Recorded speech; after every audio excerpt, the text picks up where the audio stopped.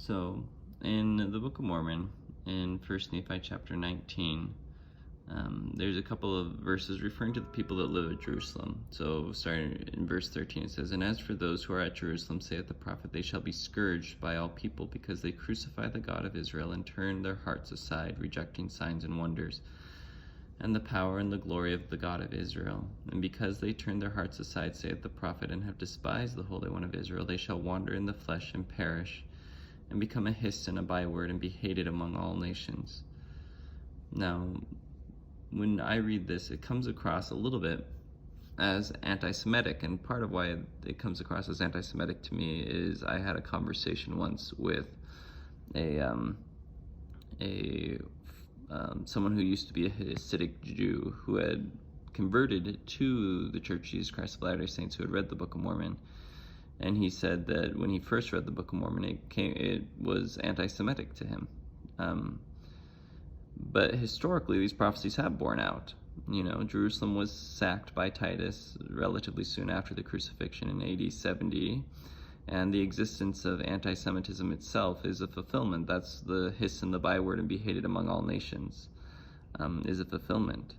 But the Book of Mormon also prophesies that God will bless the Jews. So, for example, in verse 15, it says, "Nevertheless, when that day cometh, saith the prophet, that they no more turn aside their hearts against the Holy One of Israel, then he will remember the covenants which he had made to their fathers." The Abrahamic covenant states that through Abraham's seed, the whole world will be blessed. And from my experience with Jews, that truly is the case. Descendants of Abraham in general, and Jews in particular, make the world better. And they've made the world better. I personally had a few Jewish friends, and they have made my world better. They are intelligent, considerate, and they're good people. And several of the world's greatest artists, thinkers, and inventors have been Jewish. So I think that the way to interpret these verses are more simply as prophecy. They're not saying that you should hate the descendants of Abraham. They're saying that these things are going to happen, and they're going to deal with it. And in the end, God's going to be merciful. You know, in verse 17 it says, "Yea, and all the earth shall see the salvation of the Lord.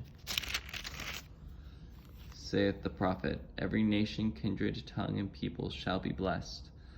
And I think that that's true, and I think that that's the main takeaway here, is that yeah, people are going to struggle, and the Jews aren't the only ones who struggle in the Book of Mormon, or are prophesied to struggle in the Book of Mormon. The Gentiles, which are traditionally associated with white people of European descent, or Americans of European descent, there's lots of prophecies that they're going to suffer, that if they don't repent, that the children of Israel are going to be among them like a young lion is among goats, and that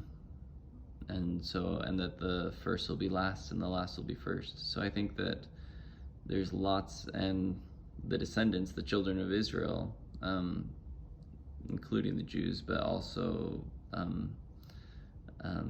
people typically associated with Native Americans and Latinos in the Book of Mormon, they have lots of problems too. And I think that the broader point of the Book of Mormon is that we should repent and turn to God, and that inasmuch as we do so, we'll be blessed, and that God will be merciful to us.